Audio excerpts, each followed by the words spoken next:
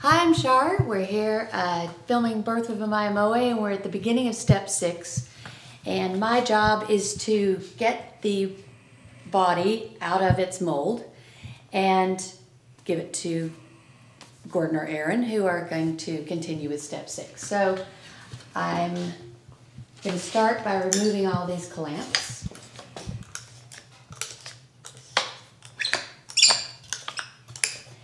And for this step, I've got a piece of carpet that I put on my work surface so that I protect the instrument and all of its show sides that have been moved along toward final finish. All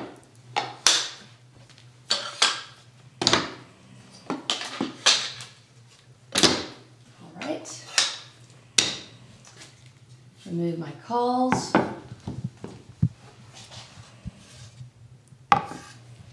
And I just like to inspect my handiwork. Look how beautiful that is. All right, so if you remember, we've got a waste spreader still inside the instrument, so we have to remove that. And I'm gonna,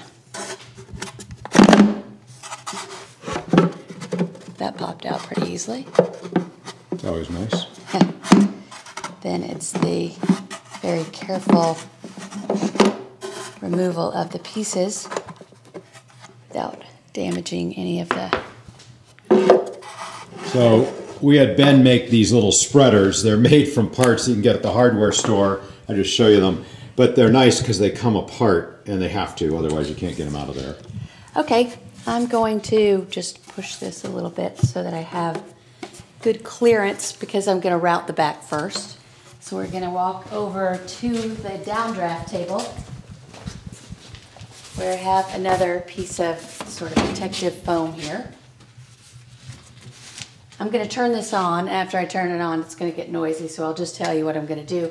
This is also the place where binding gets routed, so everybody has their routers here marked. That's all. Those are for the binding.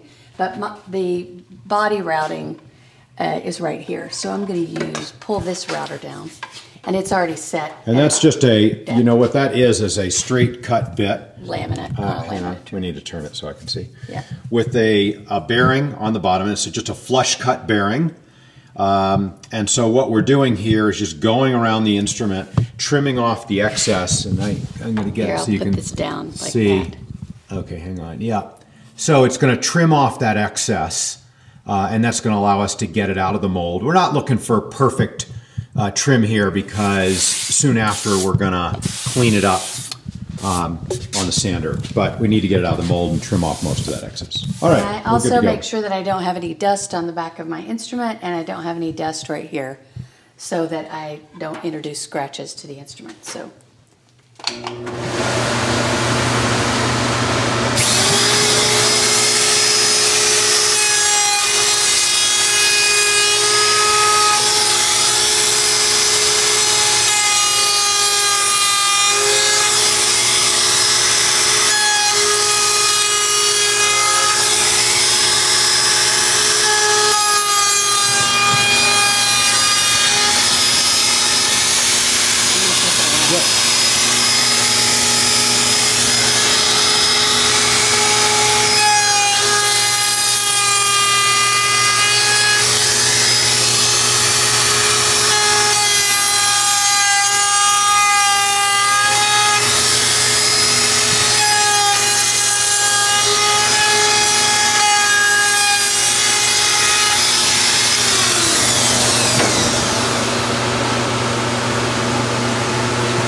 You shut off the downdraft for a minute? Yes. So the other thing I want to note there is, if you can put it back on the side, you just routed and put that down. Point down, to the direction of cut that you did, starting with any. So I always... Every bit of it, when she's cutting, she's going down, downhill is what I think of it as. Yeah. And the reason there is that your grain is going like that. And so by coming down here, you're reducing or eliminating the possibility of tear out. If you went up this way, due to the direction that the router goes, right, which I presume is like that, I'm just imagining in my head, it would be tearing each of these pieces as it goes. But if you come down this way, it's all supported. So we don't worry about the direction of cut. You'll see us in a minute route for binding. We don't worry about the direction of cut because it's such a small channel. But when we are routing so much excess off of the top and there's a chance of tear out, we certainly wouldn't want that. So downhill when you route. And there's all sorts of things online showing you that direction, or you can go back and look at what Char did.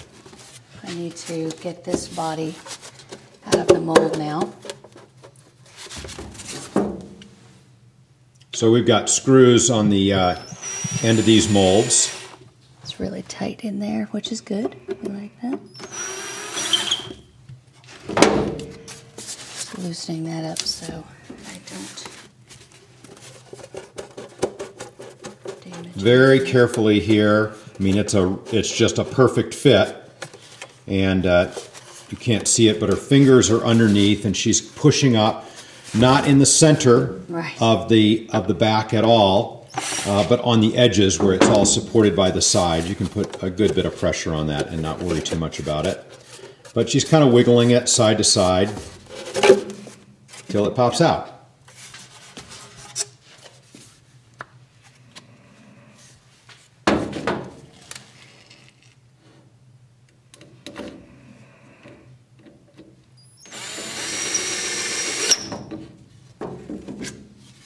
Now putting the mold back together for the next instrument.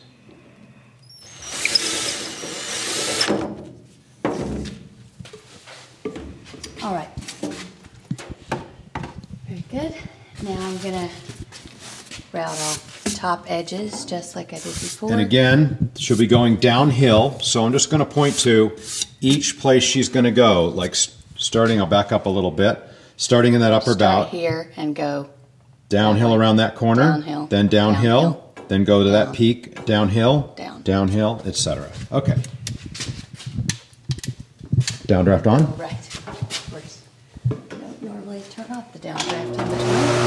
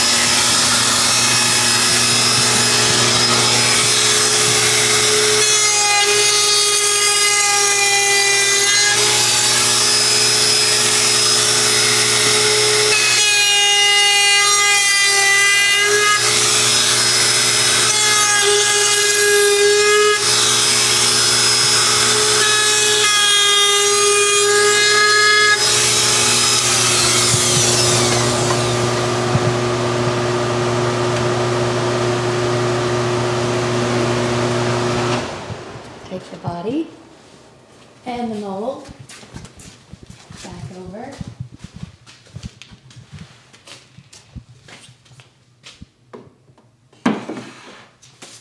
Also, at this point, every instrument that I route, I hold it and tap it just to hear how it sounds. The other time that I listened to the instrument is when I was routing off the top. I don't know if you could tell, but you can hear how the tool resonates against the body of the instrument. So at this point, I also take my photograph.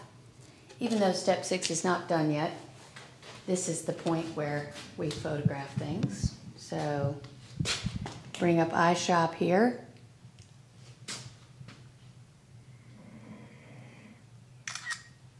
Very good. Use photo. We go over, scan the code, scan number 6, and upload.